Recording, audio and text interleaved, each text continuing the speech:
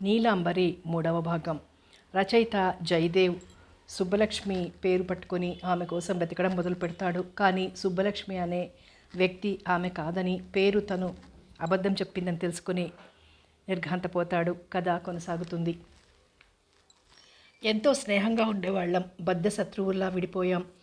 అప్పటి వరకు బాధ్యత చెరిసగం ఉండేది. ఇప్పుడు నాకు అదనపు పని. నేను కాస్త భయపడ్డాను, కానీ ఆ పరిస్థితిని ఛాలెంజ్గా తీసుకున్నాను. మేమిద్దరం విడిపోయాక నేను రాసిన నవల, కథ, ప్లాట్ కాస్త పేలవంగా వచ్చాయి. ఆ నవల ఫ్లాప్ కాలేదు, కానీ సేల్స్ కాస్త తగ్గాయి. నా పని అయిపోయిందని అనుకున్నారు. నేను బాధపడ్డప్పుడల్లా నాకు స్ఫూర్తిని, ధైర్యాన్ని ఇచ్చిందెవరో తెలుసా? మా అమ్మగారు. నాకు కుడిభుజంలా ఉంటుంది. నేను రాసినవి విమర్శించేది, కొన్ని మార్చి రాయమని సూచనలిచ్చేది, కథను గురించి ఆలోచించడంలో ఎంతో సహాయం చేసేది. కొన్ని వాక్యాలు అద్భుతంగా రాసేది. క్రమంగా నేను కాన్ఫిడెన్స్ తెచ్చుకున్నాను. వంశీధర్ అనే పేరులోని వంశీని మళ్ళీ నా పేరులో కలపకూడదనుకున్నాను. నా కలం పేరు కూడా మా అమ్మ సెలక్షనే. ఆ జయదేవుడు పద్మావతి చరణ ధారణ చక్రవర్తి అయితే నువ్వు సాహితీ చరణ ధారణ చక్రవర్తిగా ఉండాలి అంది. నా సక్సెస్కి మూలం అమ్మే. జయదేవ్గా నేను బాగా నిలదొక్కున్నాను.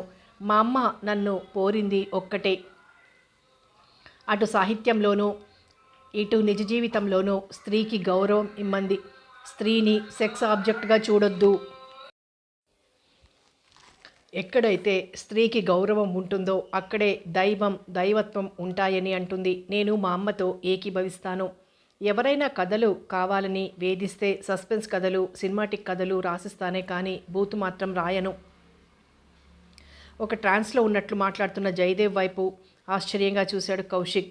ఏమిటో చాలా మాట్లాడేసి బోర్ కొట్టించానా? స్పృహలోకి వచ్చినట్లుగా కంట్రోల్ చేసుకున్నాడు జయదేవ్. నా ఆవేశం, బాధ మీలో ఆవేశాన్ని కలిగించాయని అర్థమవుతూనే ఉంది. మీ ఘర్షణ, స్ట్రగుల్ నాకు స్ఫూర్తినిస్తున్నాయి ఆనందంగా అన్నాడు కౌశిక్. మా అమ్మ ఒకసారి ఏమందో తెలుసా? పద్మాలు పంకంలోనే, బంగారం కొలిమిలోనూ, వజ్రాలు గనుల్లోనూ ఉంటాయట. మంచిగా సభ్యతగా ఉండాలి అనుకునేవాడి పరిస్థితి అంతే. మనం ఉండే ప్రపంచం అలా ఉంది. మనకు ఇష్టం లేని వాళ్ళందరితో మనం మాట్లాడక తప్పదు. ఈ relations in fact bus pass, library card renewal చేసినట్లుగా కొనసాగించాలి. గుర్తుంచుకో, వీళ్ళందరితోనూ నేను నవ్వుతూ మాట్లాడతాను, కానీ వీళ్ళు నా వాళ్ళు కాదు. వాళ్లతో సరదాకు పేకాడుతాను. ఎప్పుడైనా ఓ పెగ్ డ్రింక్ తీసుకుంటాను. కానీ ఎంత సమయం, ఎంత పరిమితి అనేది మనం నిర్ణయించుకుని గడపాలి. ఉలిపి కట్టలా ఉంటే ఎవరూ హర్షించరు. అందరితోనూ నవ్వుతూ మనల్ని మనం కాపాడుకోవాలి. అనుభవాలతో సెల్ఫ్ డిసిప్లిన్ వస్తుంది. ముందు బాధపడటం మానేయి, సక్సెస్కి మార్గం ఆలోచించు. జయదేవ్ చేతులు పట్టుకుని థ్యాంక్ యూ అన్నాడు కౌశిక్. అతని ముఖంలోని వెలుగు, సంతోషం చూసి అభినందిస్తున్నట్లు ఆల్ ద బెస్ట్ అన్నాడు జయదేవ్. వెళ్ళిపోతున్న కౌశిక్ను చూస్తుంటే 5 ఏళ్ల క్రితం బాధపడ్డ వంశీ గుర్తొచ్చాడు జయదేవ్కు. అలసటతో కళ్ళు మూసుకున్నాడు. మర్నాడు ఏం మాట్లాడాలి అనేది ఆలోచించసాగాడు. వాస్తవానికి ఈ వర్క్షాపుల వల్ల ఒరిగేది అంతగా ఉండదు. మన పార్లమెంట్ ఎన్నిసార్లు సమావేశమైనా అభివృద్ధి అంతంత మాత్రమే. 2 రోజులు సభలు ఏర్పాటు చేసి సాహిత్యం గురించి చర్చిస్తే అందువల్ల గొప్ప ప్రయోజనం అంటూ ఏమీ ఉండదు. రచయితలను కలుసుకున్నామన్న సంతృప్తి వర్ధమాన రచయితలకి కలుగుతుంది. 2 రోజులు సరదాగా గడిపి ఎవరి బోళ్ళకి వాళ్ళు వెళ్తారు. అన్నీ పబ్లిసిటీ స్టంట్లే. తను చేయగలిగింది ఒక్కటే, ఎవరు తన సలహా అడిగినా వాళ్లకు నిజాయితీగా సమాధానం చెప్పడం. నిద్ర పట్టక ఆలోచిస్తున్న జయదేవ్కి హఠాత్తుగా సుగాత్రి ఇచ్చిన కవర్ గుర్తొచ్చింది. ఇన్ని రోజులు తన కవితలు చదవలేదు. ఈ 2 రోజులు తనకు రాసే పని లేదని తీరిగ్గా చదవచ్చని సూట్ కేసులో తీసుకొచ్చాడు. వీలైతే పబ్లిషర్తో మాట్లాడొచ్చు. ప్యాకెట్ తీసి జయదేవ్ ఆశ్చర్యపోయాడు. అన్నీ తెల్ల కాగితాలే. ఒక్క కాగితంలోనే ఏదో రాసినట్లుంది. జయదేవ్ గారు ఆశ్చర్యపోతున్నారా? ఎలా ఉన్నాయి కవితలు? మీ రచయితల్లాగా స్వచ్ఛమైన కాగితాలను పాడు చేసే స్థితికి ఇంకా రాలేదు. స్వచ్ఛంగా ఉన్నాం. అందుకని మీరు జయదేవ్ అవునో కాదో అని ఇంకా కాస్త డౌట్ ఉన్నా మీరే అని నమ్మకంగానే ఉంది. ఎక్కడ మీ ఫోటో వేయించుకోనని ఇంటి అడ్రస్ ఇవ్వకుండా పోస్ట్ బాక్స్ నెంబర్ ఇచ్చి పాఠకులను సస్పెన్స్లో ఉంచి ఏడిపిస్తారా? అందుకే చూడాలనే కోరిక చాలా తీవ్రంగా ఉండేది. అందుకే సార్ జస్ట్ చిన్న నాటకం ఆడాను. గుండె జబ్బు మనిషినని ఆఖరి రోజులని అనేసరికి ఢమాలని పడిపోయారు. ఎలా ఉంది ఐడియా? మిమ్మల్ని ఇలా మోసం చేసి డ్రామా చేస్తే మీ నవల చదివినంత థ్రిల్లింగ్గా ఉంది. ఉంటాను సార్. Yours lovingly. సంతకం. ఉత్తరం పూర్తిగా చదివిన జయదేవ్కి కోపం వచ్చింది, ఉక్రోషం వచ్చింది. అలా డ్రామా ఆడి ఫూల్ చేసినందుకు నవ్వొచ్చింది. ఇంత డ్రామా ఒక నర్సింగ్ హోమ్లో చేసేందుకు వాళ్ళు ఎలా ఒప్పుకున్నారు? ఆ అమ్మాయి తాలూకు బంధువులను చేర్పిస్తే ఇలా ఆ అవకాశాన్ని సద్వినియోగం చేసిందా? చూడ్డానికి అలా ఉన్న అసాధ్యురాలే. తను పిచ్చివాడిలా అక్కడికెళ్ళి జోకులు చెప్పి నవ్వించే ప్రయత్నం చేయడం గుర్తొచ్చి కసిగా అనిపించింది. తలుచుకునే కొద్దీ సుగాత్రి ఐడియాకు అతనికి ఆశ్చర్యం కలగసాగింది. ఇప్పటి వరకు ఎవ్వరూ ఇలా చేయలేదు. ఈ విషయం గురించి ఆలోచిస్తున్న జయదేవ్కి మేఘాల మధ్య మెరుపు పుట్టినట్లు ఒక భావం మెరిసింది. ఆలోచనలు కురిశాయి, ఆర్ద్రతతో మనసు తడిపాయి. ఆ చిత్తడిలో నుంచి ఒక చక్కని కథ మొలకెత్తి ఓ పుత్తడి బొమ్మను కళ్ల ముందు నిలిపింది. స్పందించిన మనసు శిలను శిల్పంగా చెక్కేందుకు ఆరాటపడింది. ఊహలో ఆవిష్కరించబడుతున్న మనోజ్ఞ చిత్రం ఆకాశంలో ఎవరో ఇంద్రజాలంతో సృష్టించిన ఇంద్ర చాపంలా ఉంది. కావ్యగంగను కాగితాల మీదికి తీసుకురావడం ఓ భగీరథ ప్రయత్నం. అక్షర తూణీరాలను సంధించడమే మిగిలింది. ఆ పని ఊరికెళ్ళాక మొదలెట్టాలి. సంతృప్తితో నిద్రపోయాడు జయదేవ్. రచయితలను తీసుకొచ్చిన కారు ఒక పత్రికా కార్యాలయం ముందాగింది. ఎడిటర్సు, పబ్లిషర్సు తదితరులు స్వాగతం పలికారు. ఒక పెద్ద హాలులో దాదాపు 100 మంది వర్ధమాన రచయిత్రులు కూర్చుని ఉన్నారు. వచ్చిన 10 మంది ప్రముఖ రచయితలు వేదిక మీదున్న కుర్చీల్లో కూర్చున్నారు. ఎడిటర్ తన ఉపన్యాసంలో ఈ వర్క్షాప్ ఉద్దేశం, ప్రయోజనం లాంటి విషయాల గురించి మాట్లాడాక తక్కిన వారు ప్రసంగించారు. జయదేవ్ సూటిగా క్లుప్తంగా మాట్లాడాడు. వర్ధమాన రచయిత్రులు తమ రచనల విషయంలో సందేహాలుంటే తీర్చుకోవలసిందని, అందుకు తామంతా సహకరిస్తామని, వర్ధమాన రచయితలు తమ రచనలను, శైలిని, భావాలను, వాటిని వ్యక్తీకరించే విధానాలను బాగా మెరుగుపరుచుకోవడం ద్వారా గొప్ప రచయితలై వెలుగులోకి వస్తారని, ఎప్పటికప్పుడు కొత్త రచయితలు వస్తూ ఉండటం వల్ల సాహిత్యం విలువ మీద నీరు ఉండే కోనేరులా కాకుండా ఎప్పటికప్పుడు పారే నీటితో పరిశుభ్రంగా ఉండే జీవనదిలా అవుతుందని, ఈ వర్క్షాప్ వల్ల మ్యాక్సిమం బెనిఫిట్ వర్ధమాన రచయితలు పొందాలనేది మా విన్నపమని చెప్పాడు. ముందు వ్యంగ్య రచనల మీద విమర్శ, తర్వాత లంచ్, తర్వాత వ్యక్తిగత రచనల విమర్శ అని అనౌన్స్ చేశారు. వ్యంగ్య రచయిత ఒకరు వ్యంగ్య రచనల స్వరూప స్వభావాల గురించి ప్రసంగిస్తూ వర్ధమాన రచయితలు ఎక్కడ పొరపాట్లు చేస్తున్నారో వివరించారు. ఎలా రాయాలనేది చెప్పారు. ఆ సూచనలు, సలహాలు అందరికీ నచ్చాయి. ఓ పక్క వింటూ యథాలాపంగా అందరినీ చూస్తున్న జయదేవ్ కళ్ళు ఓ అమ్మాయి మీద నిలిచాయి. కలో నిజమో తెలియని స్థితి. సూర్యుడి కాంతిలో 7 రంగులున్నట్లు ప్రేమరథానికి ఊహలనే సప్తాశ్వాలు పూంచి ఉంటాయి. ఆ రథం కదిలినప్పుడు ఊహల కాంతులు మనోహరమైన ఇంద్రధనుస్సును మనసు ముంగిట రంగవల్లులుగా తీర్చిదిద్దుతాయి. ఆ రంగవల్లులను చూసుకుని మురిసే మనసుకు మత్తు మగత కమ్ముతాయి. అదే పరిస్థితి ఎదురైంది జయదేవ్కి. ఒక క్షణంలో తనలో కలిగిన భావ సంచలనాన్ని అతి కష్టం మీద అణుచుకున్నాడు. ఆ అమ్మాయి అతని వైపే ఆశ్చర్యంగా చూస్తోంది. జయదేవ్ ఉపన్యసిస్తున్న రచయితలను చూస్తున్నట్లు నటించాడు. కళ్ళు తిప్పుకున్నాడే కానీ మనసుని తిప్పుకోలేకపోయాడు. అతి కష్టం మీద జరుగుతున్న సాహితీ చర్చ మీద దృష్టి నిలిపాడు. ఎవరైనా గబుక్కునో ప్రశ్న వేస్తే తను కంగారు పడవలసి వస్తే అంతకు మించిన అసహ్యకరమైన పరిస్థితి మరొకటి ఉండదు. అతనికి తెలుసు అందరి కళ్ళు వేదికపైనే ఉంటాయని. మధ్యాహ్నం లంచ్ బ్రేక్లో ఆ అమ్మాయి నెమ్మదిగా, బెరుకుగా తనను సమీపించి మాట్లాడే ప్రయత్నం చెయ్యాలనుకుంటూ చెయ్యలేక కాస్త దూరంగా నిలబడటం చూసి కూడా చూడనట్లు వెళ్ళిపోయాడు. లంచ్ తరువాత వ్యక్తిగత రచనల గురించిన చర్చ మొదలైంది. ఒక్కొక్క రచయిత్రి రాసిన కథను 3 ప్రముఖ రచయితలు విమర్శిస్తారు. కథను చదవడం, అందులోని లోపాలు లేక గొప్పదనాన్ని గురించి చెప్పడం. కథకు కేవలం చదివించగలిగే శక్తి ఉంటే చాలనుకునే వాళ్ళు ఎలా ప్రారంభించి ఎలా ముగించాలి, కొసమెరుపు ఎలా ఉండాలి అనేది చెప్పడం జయదేవ్ పని.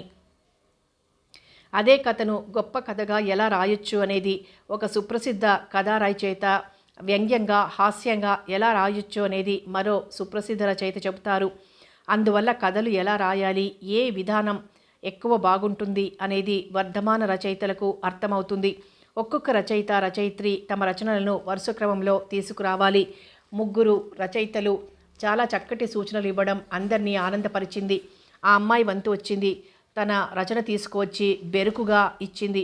కవర్లో నుండి కథ బయటికి తీసి, మీ పేరు గంభీరంగా అడిగాడు జయదేవ్ తనకు తెలియనట్లు. సుగాత్రి అంద అమ్మాయి తలదించుకొని. జయదేవ్కి చాలా ఆశ్చర్యం కలిగింది. సుబ్బలక్ష్మి అంటే నిజమే అనుకున్నాడు. మరి గుండె జబ్బు నాటకం ఆడిన పిల్ల పేరు కూడా సుగాత్రే. చాలా కన్ఫ్యూజన్గా ఉంది. ఇద్దరూ టోకరా ఇచ్చినట్లున్నారు. ఇంతకు తనకు లెటర్ రాసిన సుగాత్రి ఎవరు? ఏదైతేనేం ఈ పిల్ల పేరు సుబ్బలక్ష్మి కాదు. ఒకవేళ అదే అయినా మార్చుకుని ఉంటుంది. అదో రిలీఫ్. ఈ మాట పైకంటే ఆంధ్రదేశంలోని సుబ్బలక్ష్ములందరూ తన ఇంటి ముందు కూర్చొని ధర్నా మొదలెడతారు. ఒక్క క్షణం తనను తాను కంట్రోల్ చేసుకుని కథ టైటిల్ చదివాడు. ఈ కథ పేరు పోస్టు చెయ్యని ఉత్తరం. కథ సుగాత్రి, కథనం సుశీల. ఓ క్షణం కలవరంగా కాగితాల వైపు చూస్తూ వెళ్ళాలా వద్దా అని ఇబ్బందిగా నిలబడి ఉన్న సుగాత్రి వైపు చూశాడు. బిక్కమొహంతో చూస్తోంది. ఈ సుశీల ఎవరండి? గంభీరంగా అడిగాడు. మా ఫ్రెండ్. ఆవిడిక్కడికి వచ్చారా? వచ్చింది. సుశీల గారు మీరు కూడా రండి. ఆ సుశీల ఎవరో నిలబడలేదు. సుశీల గారు భయం ఎందుకు? అక్కడుండేది మీ ఫ్రెండ్సే. పరిచయాలైతేనే సరదాగా ఉంటుంది. సుశీల లేచి నిలబడి మెల్లగా వేదిక వరకు వచ్చింది. తనకు గుండె జబ్బని, మిమ్మల్ని చూడాలని ఉందని హాస్పిటల్లో డ్రామా వేసిన పిల్లను చూసేసరికి జయదేవ్కి నవ్వు, కోపం ఒకేసారి వచ్చాయి.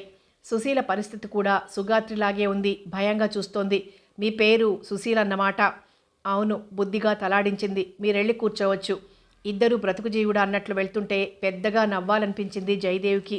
ఈ క్షణంలో ఈ 100 మంది కళ్ళు నా మీద లేకపోతే ఎంత బాగుండును అనుకున్నాడు. వీళ్ళిద్దరూ తనను ఫూల్ని చేస్తారా? వీళ్ల పని పట్టాలి. పోస్ట్ చేయని ఉత్తరాన్ని ఇప్పుడు పరిశీలిద్దాం.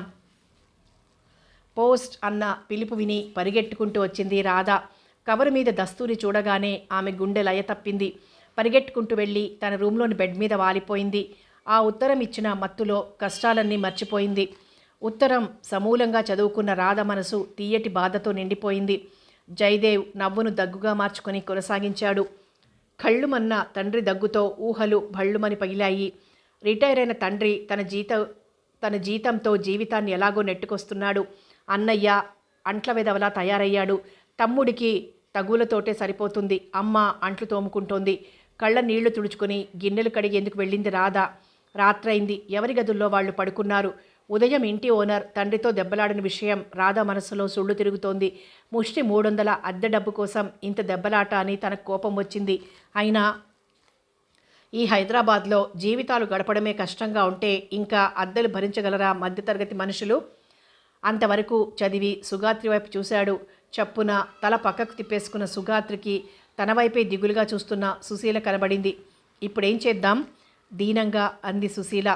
భజన చేద్దాం కసిగా అంది సుగాత్రి. అలా కోప్పడకే. నేను మాత్రం అనుకున్నానా ఇలా అవుతుందని? నేను మొన్ననే చెప్పాను ఆ 2 కథలు ఒకే కవర్లో పెట్టొద్దు అని. నాకు గుర్తుంది అంటూ మర్చిపోయావు. ఈ కథలో చాలా మిస్టేక్స్ ఉన్నాయి.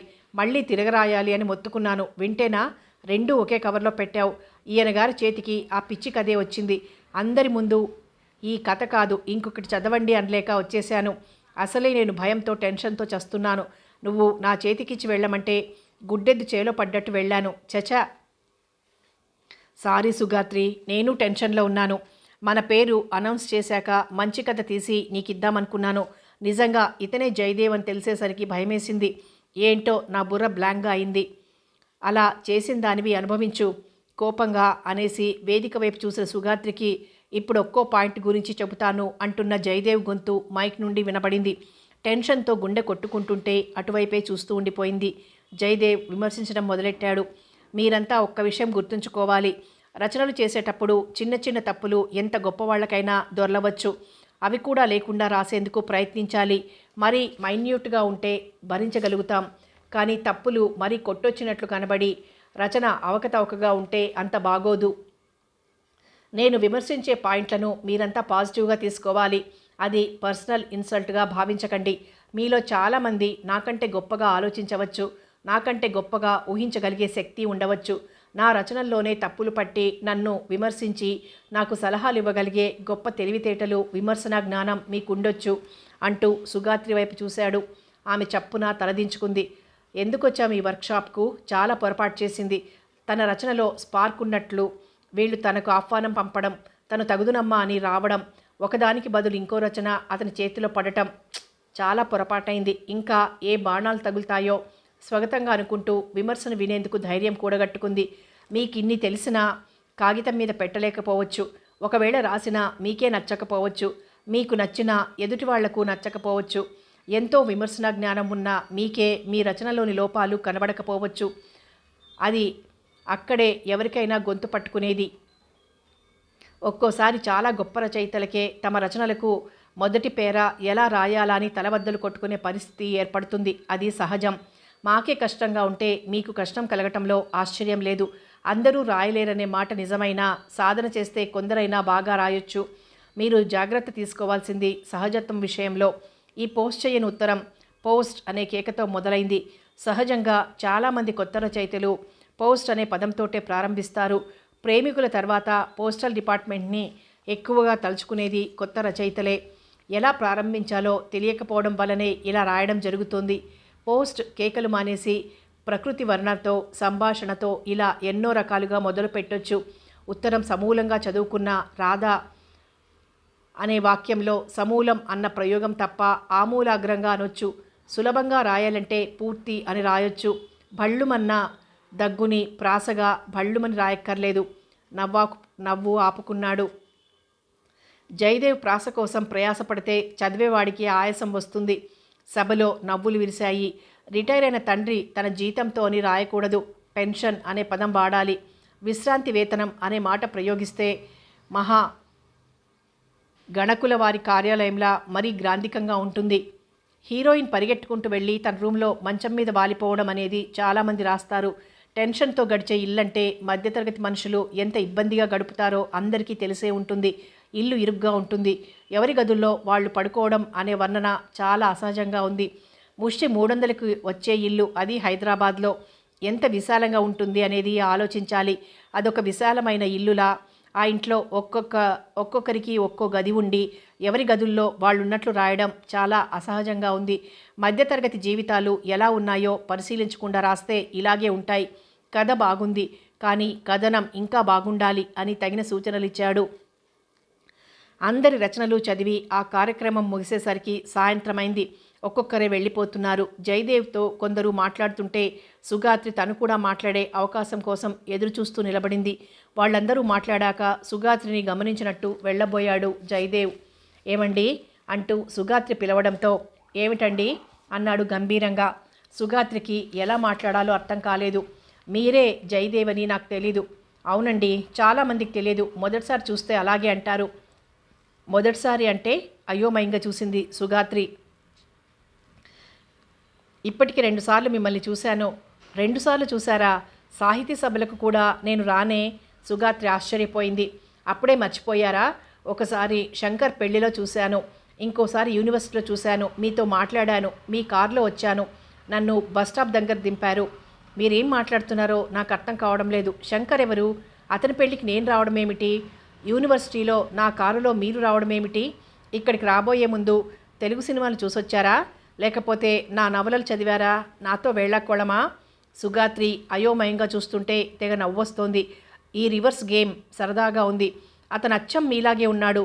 కాబోయే రచయితలకు అబ్జర్వేషన్ చాలా ముఖ్యం. కారులో ఓ అరగంట కూర్చుని ఉంటారు. పెళ్లి కాని అమ్మాయి కనుక అతన్ని పరిశీలనగా చూసేందుకు సిగ్గుపడి ఉంటారు. అతను కారు డ్రైవ్ చేస్తుంటే మీరు కేవలం సైడ్ పోజ్లోనే చూసుంటారు. అలాంటప్పుడు నేను అతనిలా ఉన్నానని ఎలా చెప్పగలరు? మీరన్నది నిజమే, కానీ మీలాగే ఉన్నాడు. అచ్చం నా అలాంటి వ్యక్తిని చూశానని ఇప్పటికి 10 మంది నాతో అన్నారు. మీరేమంటారు? మరీ ఇన్ని పోలికలా? చాలా ఆశ్చర్యంగా ఉంది. మీరిలా అంటుంటే నాకు కూడా ఆశ్చర్యంగా ఉంది. బహుశా అతను నా కవల సోదరుడేమో. కవల సోదరుడా? సుగాత్రి ఆశ్చర్యపోయింది. అవును, బహుశా కవల పిల్లలు పుట్టినప్పుడు మా అమ్మకు తెలియకుండా నర్స్ సహాయంతో మా అన్నను కాజేసి పెంచుకుంటున్నారేమో. సుగాత్రికి ఏం చెప్పాలో అర్థం కాలేదు. ఈసారి అతను కనబడితే అడ్రస్ తీసుకోండి, నేను అతన్ని అర్జెంటుగా కలవాలి. సుగాత్రి బుద్ధిగా తలాడిస్తే పక్కుమని నవ్వబోయి ఆపేసుకున్నాడు. మీరు హృదయరాగం నవల చదివారా? చదివానండి. అందులో ఇంతే.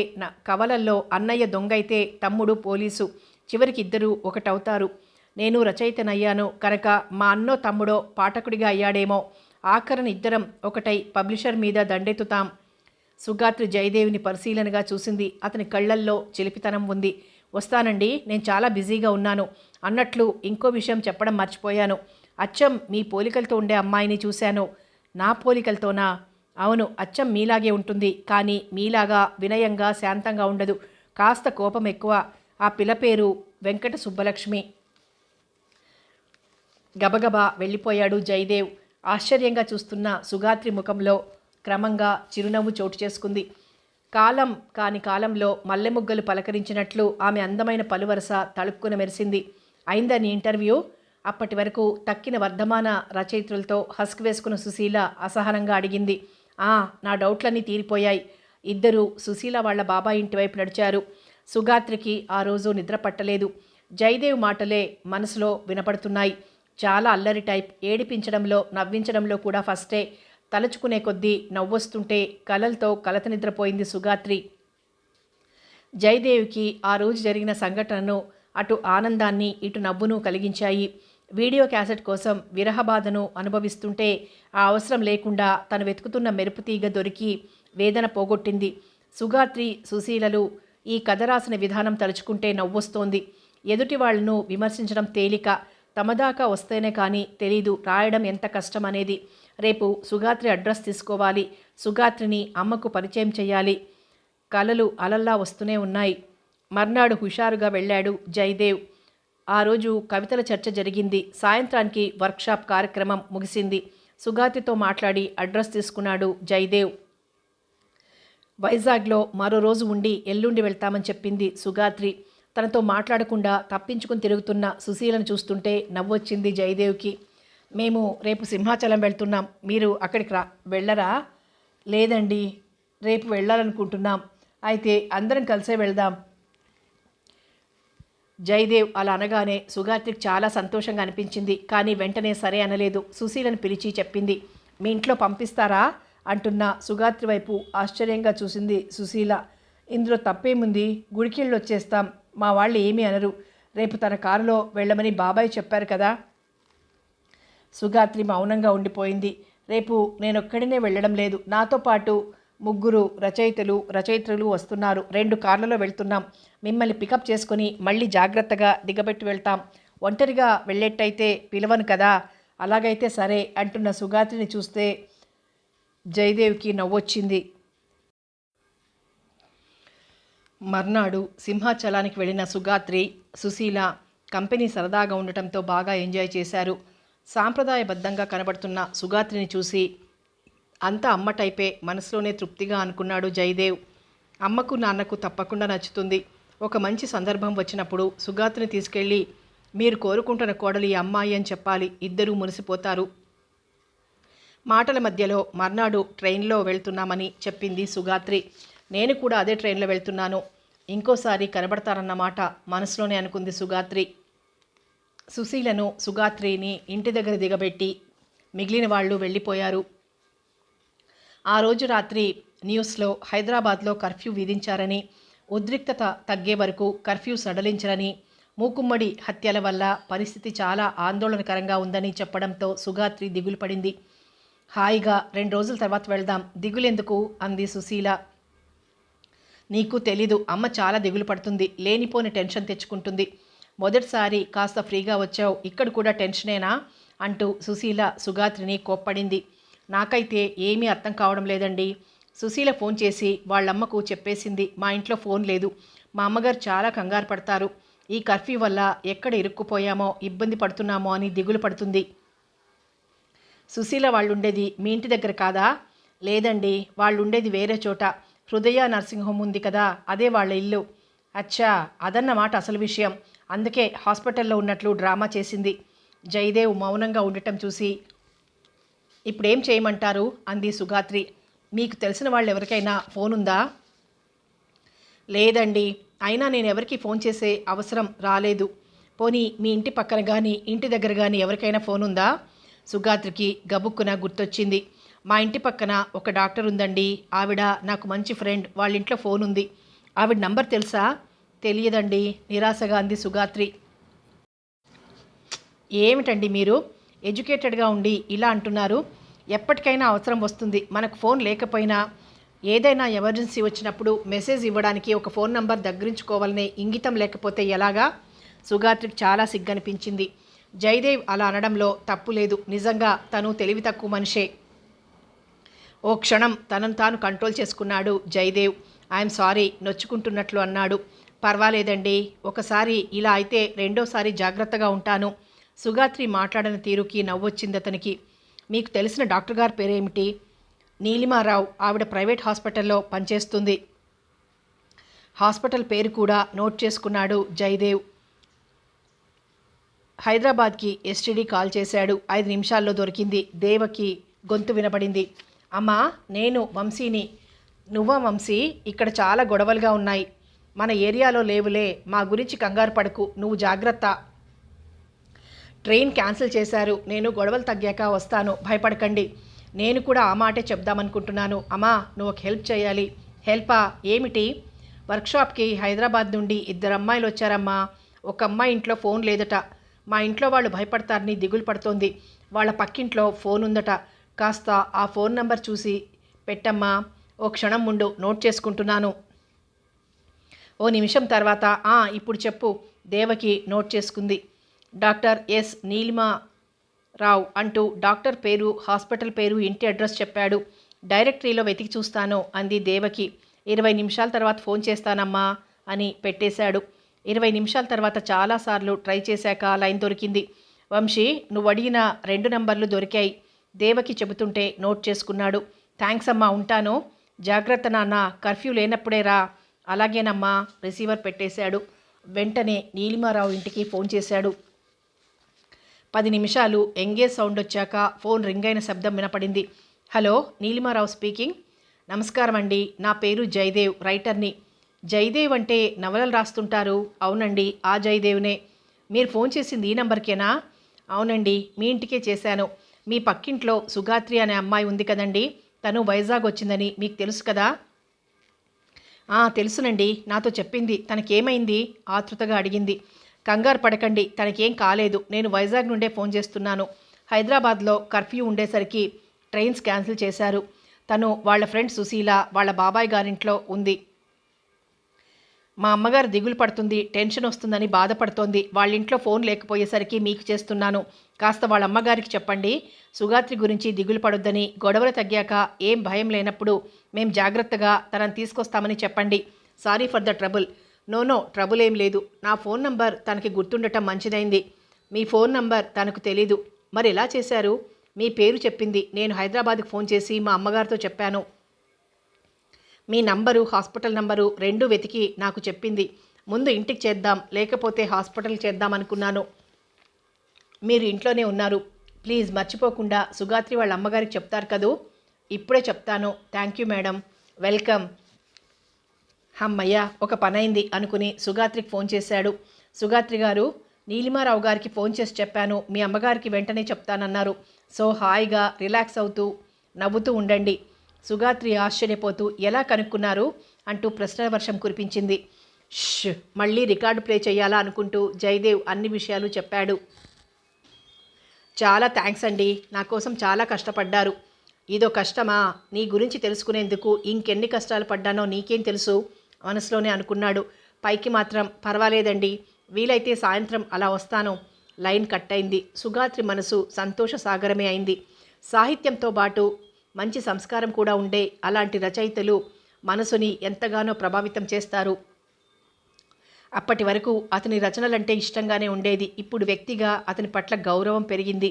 పబ్లిక్ ఇమేజ్ కోసం నానా తంటాలు పడి ఆదర్శ పురుషుడిలా కనబడటం వేరు, నిజంగా సంస్కారవంతంగా ఉండటం వేరు అనుకుంది. రిసీవర్ పెట్టేసిన నీలిమారావు ఒకలాంటి ఉద్వేగానికి లోనైంది.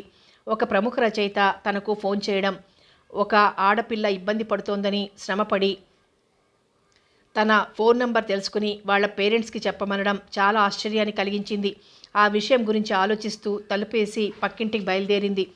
తలుపు తీసిన సుగాత్రి తల్లి సుభద్ర నీలిమని చూసి చిరునవ్వుతో లోపలికి రామ్మా అంది. ఆవిడ వెనకే వంటింట్లోకి వెళ్ళింది నీలిమ. కూర్చోమ్మా అంటూ పీట వాల్చింది సుభద్ర.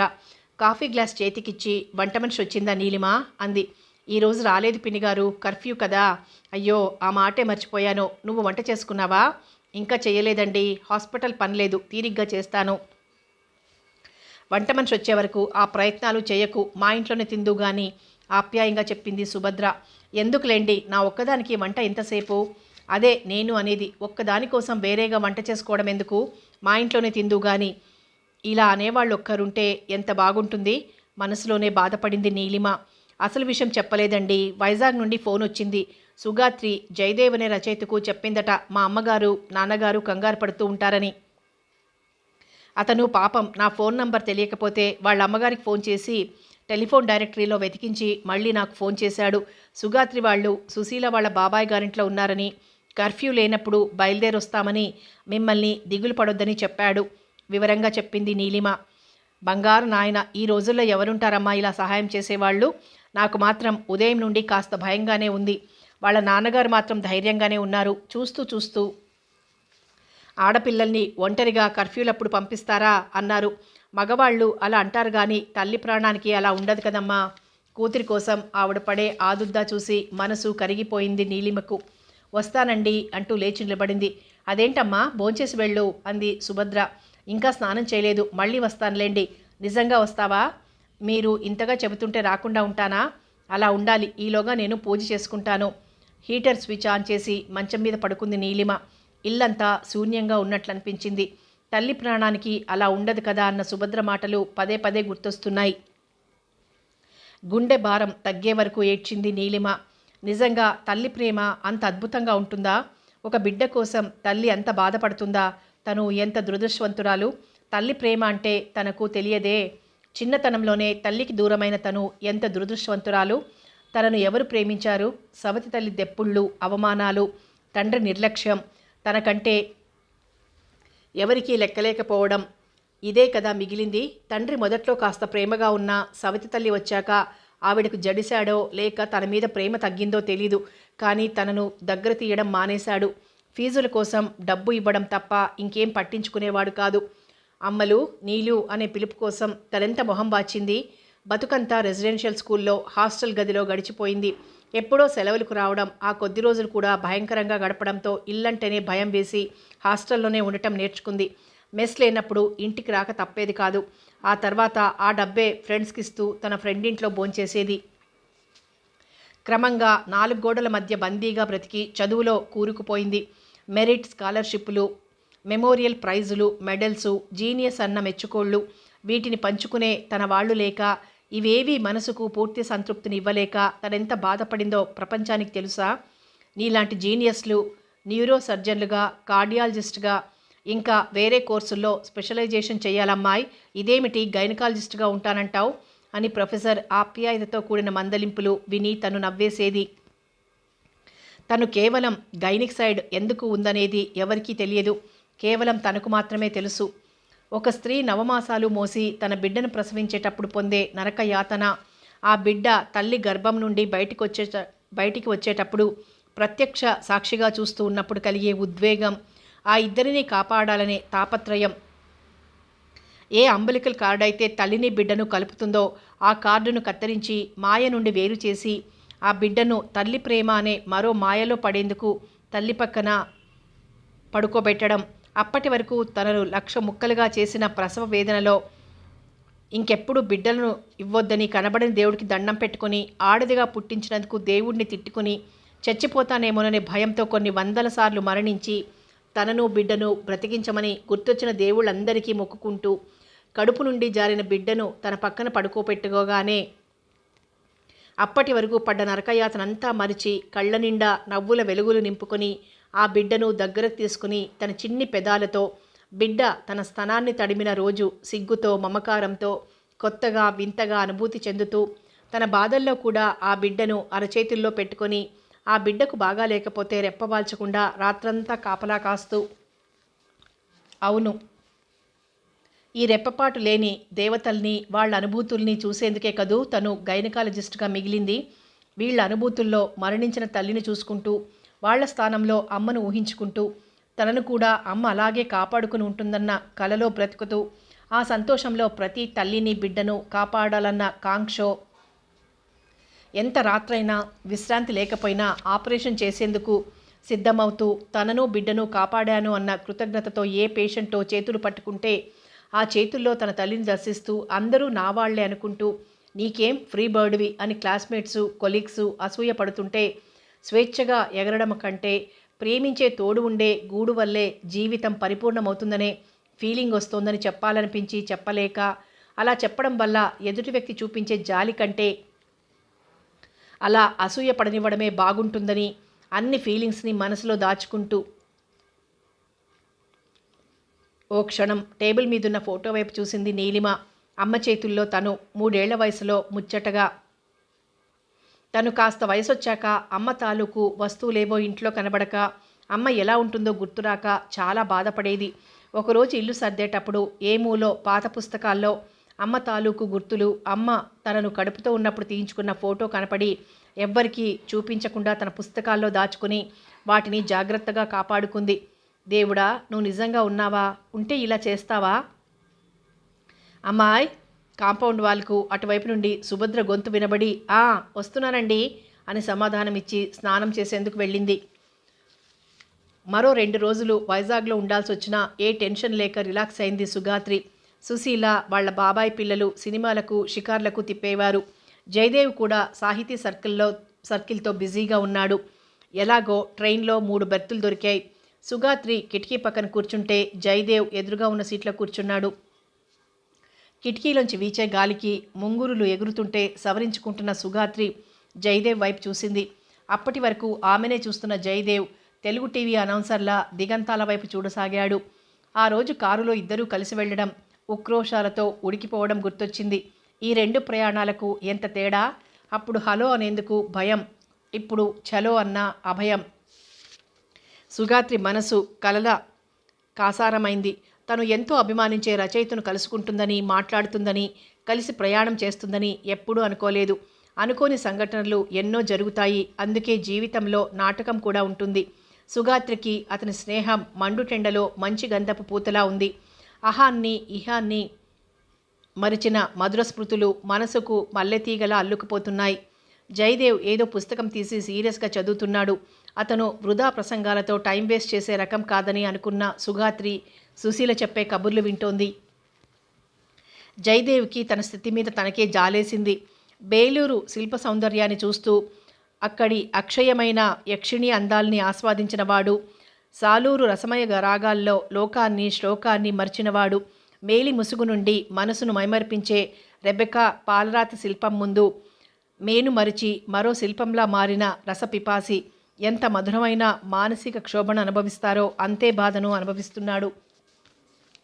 నువ్వు నా ముందుండే నిన్ను అందుకోలేను, నువ్వు నా చెంత ఉండి నిన్ను చేరుకోలేను, ఆకాశమంత ప్రేముండి అది ప్రకటించుకునే అవకాశం లేదు. మనసులోని ప్రేమ సముద్రాన్ని నా కలంలో సిరాగా పోసి ప్రణయ కావ్యంగా మార్చాలని ఉంది. అక్షరాలతో ఆడుకునే నేను ఒక ఆడపిల్లకు నిన్ను ప్రేమిస్తున్నాను అనే 7 అక్షరాలను చెప్పలేకపోతున్నాను. నీకు తెలీదు.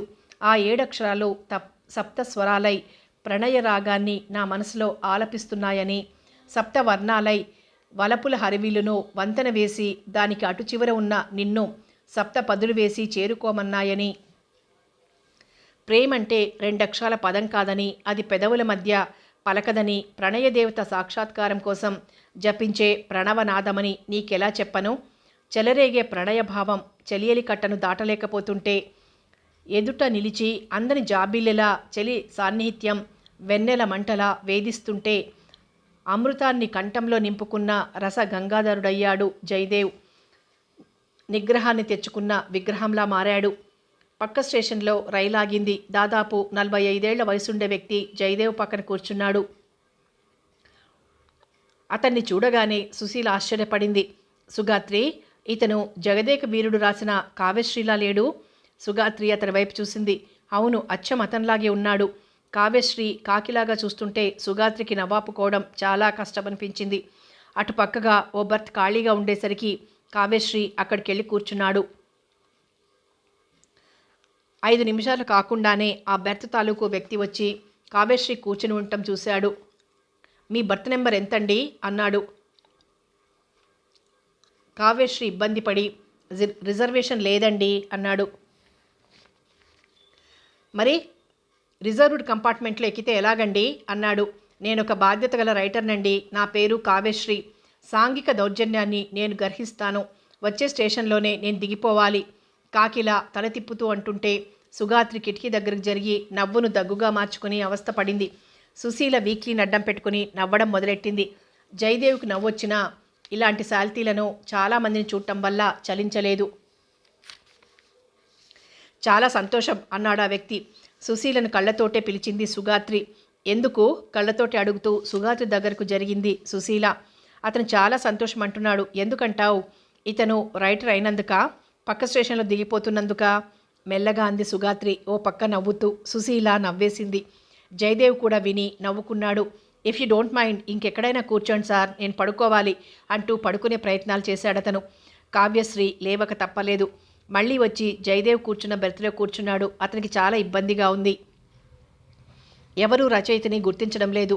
తనంతట తనే చెప్పుకున్నా ఎవరూ పట్టించుకోవడం లేదు. అరే అలాగా అంటూ మర్యాద చేయలేదు. అసహనంగా అటు ఇటు చూశాడు. ఆ చూడటంలో, మెడ తిప్పడంలో ఒక ప్రత్యేకత ఉంది. కావ్యశ్రీ అనే కంటే కావ్శ్రీ అంటే బాగుంటుంది. సుగాత్రి చెవిలో కామెంట్ చేరింది. మనకు మంచి కాలక్షేపం. సుశీల్ అంటుంటే టైంపాస్ బఠానీలు అంటూ బఠానీలు అమ్మే వ్యక్తి వచ్చేసరికి సుగాత్రికి నవ్వాగలేదు. వీళ్ళిద్దరూ ఇంతగా నవ్వుకున్నారేంటి అని జయదేవ్ ఏమైనా అనుకుంటాడేమోనని ఓ పక్క భయం. కావ్యశ్రీకి అసహనం ఎక్కువైంది. ఇది ఈ వారం వీక్లీనా అన్నాడు సుశీల చేతిలో ఉన్న పుస్తకం చూస్తూ. అవునండి అంది సుశీల. రైటర్ కోసం పంపించే కాంప్లిమెంటరీ కాపీ నాకు రాలేదు అన్నాడు. మీ సీరియల్ వస్తోంది కదా అంది సుశీల. అరే మీకు తెలుసా సంతోషంగా అడిగాడు కావ్యశ్రీ. మేము చదువుతామండి. ఎలా ఉందండి సంతోషంగా అడిగాడు. సుశీల ఇబ్బందిగా చూసింది. ఆత్మవంచన చేసుకోలేదు. నిజం చెప్తే అతను బాధపడతాడు. బాగుందండి విధి లేక అంది. సంతోషపడ్డ కావ్యశ్రీకి కవన విజృంభణ ఒక్కటే తక్కువ. సుశీలతో మాట్లాడుతున్నా అతని కళ్ళు సుగాత్రి మీదే నిలవడం జయదేవ్ మగ కళ్ళు పసిగట్టాయి. నా జగదేక వీరుడు నవల మీలాంటి అతిలోక సుందరుల స్ఫూర్తితోనే రాశానండి అన్నాడు. కాంప్లిమెంట్కి ఆడపిల్లలు మురిసిపోతారని. మా సౌందర్యం కంటే మీ వాగుడు ధోరణి అతిగా ఉన్నాయి మనసులోనే విసుక్కుంది సుగాత్రి. ఇతన్ని వాగించి ఓ ఆట పట్టించాలనుకుంది సుశీల. మీ ఇతర రచనలు ఏమిటండి? మల్లెపూలు, మత్తుగాలి, పిల్లపైట, పైరుగాలి సంతోషంగా చెప్పాడతను. అంతా గాలే. పబ్లిషర్కి ఎలా గాలి కట్టాడో సుగాత్రి చెవిలో గొణిగింది. వీటిలో మీకు నచ్చినదేంటి? నాకు పిల్లపైటే నచ్చిందండి. ఆ నవల రాశాక నా కీర్తి ఎవరెస్ట్ శిఖరమంత ఎత్తుగా పెరిగింది. సుగాత్రి నవ్వలేక అవస్థపడింది. ఏమిటి ఇంటర్వ్యూ?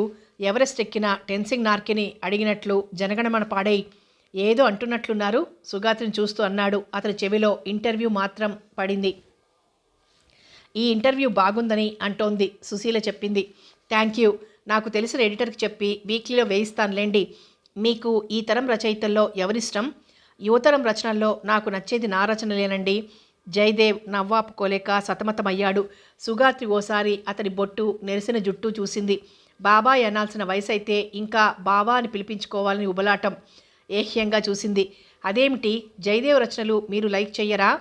అతని రచనలను నేను ఇష్టపడనండి. నేను అనుభూతిస్తాను, అతను అనుభూతించడు. అంటే అనుభూతి అనుభూతు చెవిలో గొణిగింది సుగాత్రి. ఏమిటంటున్నారు? కావ్యశ్రీ డౌటు. అనుభూతించడం అంటే ఏమిటి అంటున్నాను. అదే మీకు అర్థం కాదు. ఏదో నాలాంటి రచయితకు అర్థమవుతుంది. జీవితంలో దార్శనికత, మార్మికత, వైయక్తిక విలువలు, సాంద్రత ఇవన్నీ మీకు తెలియవు. ఏమిటే ఈ పారిభాషక పడిగట్టు పదాలు? వాపోయింది సుగాత్రి. ముక్కుపొడి భాష. వింటూ ఉండు. సుశీల నవ్వింది. మీరు యువతరం రచయిత కదా, జయదేవ్ గారితో పరిచయం ఉందా? లేదండి, అతను అదో టైప్ అని విన్నాను. అంటే కుతూహలంగా అడిగింది సుశీల. అంటే ఎక్కడికి ఎక్కువగా రాడు, ఫోటో వేయించుకోడు, సరదాగా ఉండడు, ఫ్రెండ్ సర్కిల్ లేదు, ముచ్చు స్వభావం. ఆయన భజన చేసేవాళ్లంతా పబ్లిసిటీ అంటే ఇష్టం ఉండదు అంటారు. అదో స్టైల్, షెల్లో ఉండిపోయే రకం. ఎత్తుపళ్ళు, అనాకారని కొందరంటారు, గాజు కన్ను, మూర్ఛరోగి అని కొందరంటారు. అడ్రస్ ఇవ్వడు, ఏవో లొసుగులేందే అలా చేస్తాడా? ఇతనెవరో మీకు తెలుసా? సుశీల జయదేవ్ని చూపించింది. చెప్పొద్దని సుశీలకు సైగ చేశాడు జయదేవ్. ఎవరో నాకు తెలీదండి, మీ ఫ్యాన్ అంది సుశీల. అలాగా, very glad to meet you బలంగా చెయ్యూపేశాడు. మీ ఆటోగ్రాఫ్ కావాలండి. బ్యాగ్లో నుండి ఆటోగ్రాఫ్ బుక్ తీసి ఇచ్చింది సుశీల. ట్రైన్లో కనిపించింది. నన్ను మురిపించింది. అందచందాల రాణి ఈ చిన్నది, ఎప్పటికీ నీ వాడైన కావ్యశ్రీ. సుశీల చదువుతుంటుంటే సుగాత్రి తీసుకొని చూసింది. నవ్వి కడుపు నొప్పి వస్తుందేమోనని భయమేసింది. మీకు కూడా ఆటోగ్రాఫ్ కావాలా? ఆశగా చూస్తూ అడిగాడు సుగాత్రిని. బాబోయ్ నాకొద్దు, కంగారుగా అంది. ఏంటి బాబోయ్ అంటున్నారు? మీ బావ గుర్తొచ్చాడా? సరిగ్గా వినపడని కావ్యశ్రీ సంతోషంగా అడిగాడు. బావ కాదు బాబాయ్, నాకొద్దు అన్నాను. మీరు మా బాబాయ్లా ఉంటారు, కసిగా అంది సుగాత్రి. తను దిగాల్సిన స్టేషన్ రావడంతో కావ్యశ్రీ లేచి నిలబడ్డాడు. షేక్ హ్యాండ్ కోసం చెయ్యి చాపితే ఇద్దరు అమ్మాయిలు నమస్కారంతో సరిపెట్టేసరికి ఛాన్స్ పోయిందే అని తెగ బాధపడుతూ ట్రైన్ దిగాడు. కిటికీ పక్క నిలబడి అడ్రస్ ఇవ్వడం మర్చిపోయారండి అన్నాడు సుగాత్రితో. సుగాత్రికి చిరాకేసింది. మీ అడ్రస్ మాకు తెలుసులేండి అంది. లెటర్స్ రాస్తారు కదూ? కావ్యశ్రీ గోముగా అడుగుతుంటే ఈడ్చి చెంప మీద ఒకటివ్వాలనిపించింది. కిటికీ తలుపులు వేసేసింది. బ్రదర్, నీ అడ్రస్ ఇవ్వు, నా నవల రాగానే నీకు పంపిస్తాను జయదేవ్ని అడిగాడు. నా అడ్రస్సు చాలా మ్యాగజైన్స్లో ఉంది, రాసుకోనక్కర్లేదు తాపీగా అన్నాడు జయదేవ్. మ్యాగజైన్లోనా? ఉత్తరాలు రాస్తుంటారా? కాదు, నవలలు రాస్తుంటాను. ఏం జోక్ వేసావయ్యా, అడ్రస్ చెప్పు. ట్రైన్ కదిలింది. జయదేవ్ నవ్వాడు. కావ్యశ్రీ ట్రైన్తో పాటు నడవసాగాడు. నా అడ్రస్ తెలుసుకొని మీరేం చేస్తారు? నేను అదో టైప్ మనిషిని. పర్వాలేదు చెప్పండి. ట్రైన్లో దొరికిన ఏకైక అభిమానిని పోగొట్టుకోవడం ఇష్టం లేక పట్టువదలని విక్రమార్కుడిలా ట్రైన్ని పట్టుకొని నడుస్తున్నాడు కావ్యశ్రీ. మీరు మరీ సింపుల్ అండి. నా పేరు జయదేవ్, రైటర్ని. Post box number 420 Hyderabad. ఉంటానండి. కావ్యశ్రీ షాక్ తగిలినట్లు నిలబడ్డాడు. మళ్ళీ ముందుకు పరిగెత్తాడు. నిజంగా మీరు జయదేవా అని జనాన్ని తప్పించుకుంటూ కంపార్ట్మెంట్తో కూడా పరిగెడుతూ అడిగాడు. నిజంగా నేను జయదేవ్నే, హిమాలయాల మీద ఒట్టేసి చెబుతున్నాను. ట్రైన్ స్టేషన్ దాటింది. సుశీల, సుగాత్రి తెల్లబోయిన కావ్యశ్రీని అతని వాగుడును తలుచుకుని నవ్వారు. చూడ్డానికి మంచి బాలికల్లా ఉంటారు కానీ బాగా అల్లరి చేస్తారు నవ్వుతూ అన్నాడు జయదేవ్. మీరే చూస్తున్నారు కదా, మా అంతట మేము అల్లరి చెయ్యలేదు కదా. ఆ కావ్యశ్రీ వేషాలు చూస్తే అలాగే చెయ్యాలనిపిస్తుంది. సుశీల మాటలకి సుగాత్రి మళ్ళీ నవ్వింది. ఆవిడేమీ మాట్లాడదు, మీ అల్లరే ఎక్కువ. నన్ను ఫూల్ చేసిన వాళ్లను కావ్యశ్రీకి ఓ లెక్క సుశీలతో అన్నాడు. ఏమిటి, ఆవిడేమీ మాట్లాడదా? అల్లరి ఫూల్ చేయడం తెలీదా? ఎంత అన్యాయం. నేను జయదేవ్ గారిని చూడాలని ఐడియా చెప్పమని అంటే అదిగో ఆ బంగారు తల్లే ఐడియా ఇచ్చింది. రచయితల మనసు సున్నితంగా ఉంటుంది, విషాదానికి తట్టుకోలేరు. ట్రాజడీ కహాని వినిపిస్తే అయ్యో పాపం అని కరిగిపోతారని ఐడియా ఇచ్చింది. నర్సింగ్ హోమ్కి వచ్చి నా పేరు అడిగితే మా ఇల్లు చూపిస్తారని అన్నాను. పోనీలే, నా పేరే చెప్పు, నేను ఇంతకుముందే లెటర్ రాశాను, నేనే ఫోన్ చేశానని అనుకుంటాడంటూ ప్లాన్ చెప్పింది. సుగాత్రి సుశీలను కొట్టబోయింది. ఇదంతా నిజమేనా? జయదేవ్ నవ్వుతూ అడిగితే సుగాత్రి సిగ్గుతో కళ్ళు వాల్చుకుంది. నువ్వు కనబడి నా మనసులో ప్రణయ కావ్యాన్ని రాశావు. నీ ఐడియా, సరదాకు మీరు ఆడిన నాటకం నా చేత మరో నవల రాయిస్తున్నాయి. మీకే నేను థ్యాంక్స్ చెప్పాలి మనసులోనే అనుకున్నాడు. ఆనందంతో నవ్వుతున్న సుగాత్రిని దగ్గరకు తీసుకుని స్వప్నసీమల్లో స్వర్గసీమల్లో విహరించాలని ఉంది. సభ్యత, సంస్కారం, ప్రేమను కూడా ప్రకటించనీయకుండా గొంతులోనే ఆపేస్తున్నాయి. ఆలోచనలు కందిరీగల్లా కుడుతుంటే బ్యాగ్లో నుంచి పుస్తకం తీశాడు. ఇంకో 30 పేజీలు మిగిలున్నాయి. ఏం పుస్తకం? సుగాత్రి కుతూహలంగా చూసింది. 7 తరాలు ఇంగ్లీష్ రూట్స్కు అనువాదం అంటూ పుస్తకం చదవడం మొదలెట్టాడు జయదేవ్. సుశీల, సుగాత్రి నిద్రకు ఉపక్రమించారు. పుస్తకం పూర్తి చేసిన జయదేవ్ ఎంత చక్కగా రాశాడు అనుకోకుండా ఉండలేకపోయాడు. తన రూట్స్ను, తన వంశవృక్షంలోని వ్యక్తుల గురించి తెలుసుకునేందుకు ఒక రచయిత చేసిన ప్రయత్నం ఎంత గొప్పది. తన వాళ్లను వెతుక్కుంటూ వాళ్ల ఉనికిని తెలుసుకోవడంలో అంత ఆనందం ఉందా? 7 తరాల చరిత్ర, వాళ్ల బాధలు చదివితే హృదయం ఎంత ద్రవిస్తుంది. ఆ రచయితలో ఎంత సత్యం ఉంది, ఆ అన్వేషణలో ఎంత కష్టం ఉంది. 7 తరాల చరిత్రను రికార్డులతో సహా సేకరించి ఉన్నదున్నట్లు రాసి మెప్పించాడు ఆ రచయిత. వాళ్ళ తాత ముత్తాతలు బానిసలుగా పడ్డ కష్టాలను ఎంత దయనీయంగా చిత్రించాడు. ఆఫ్రికాలో ఉన్న ఒకానొక ఆచారం, ప్రతి ఒక్కరూ తమ వంశవృక్షాన్ని పాటలుగా పాడి ఆ పాట తమ పిల్లలకు నేర్పడం, దాన్ని ఆధారంగా తన అన్వేషణను సాగించడం ఎంత ఆశ్చర్యాన్ని కలిగిస్తుంది. మనలో ఎంతమందికి మన వంశవృక్షం గురించి తెలుసు? ఇలాంటివి చదివితే తను రాసే నవలలు తనకే చాలా పేలవంగా కనబడతాయి. పర్ఫెక్షనిస్ట్గా మిగిలితే జీవితకాలానికి 2, 3 నవలలు మాత్రమే రాయగలడు తను. చాలా రోజులు పర్ఫెక్షనిస్ట్గా మిగిలి ఇలా ఉంటే లాభం లేదనే కదా తను పాపులర్ రైటింగ్ మొదలెట్టింది. జనాల కోసం రాసేవి జల్లెట్లో నీళ్లలా జారిపోతాయని తనకు తెలియక కాదు. జనం కూడా విచిత్రంగా ప్రవర్తిస్తారు. కళాకారుడి ప్రభ వెలిగినంత వరకు నీరాజనాలిస్తూ భుజకీర్తులు తగిలిస్తారు. ఆ ప్రభ ఆరిపోయాక తలలో అలంకరించుకున్న పూలను మర్నాడు చెత్తబుట్టలో వేసినట్లు కళాకారుడిని నిర్లక్ష్యం చేస్తారు. ప్రశంసల వర్షంలో అభిషేకించబడి శివుడై వెలిగినవాడు శిథిలాలయంలా మిగిలి చీకటిలో బ్రతుకుతాడు. లైటార్పి నిద్రకు ఉపక్రమించాడు జయదేవ్. కథ కొనసాగుతుంది.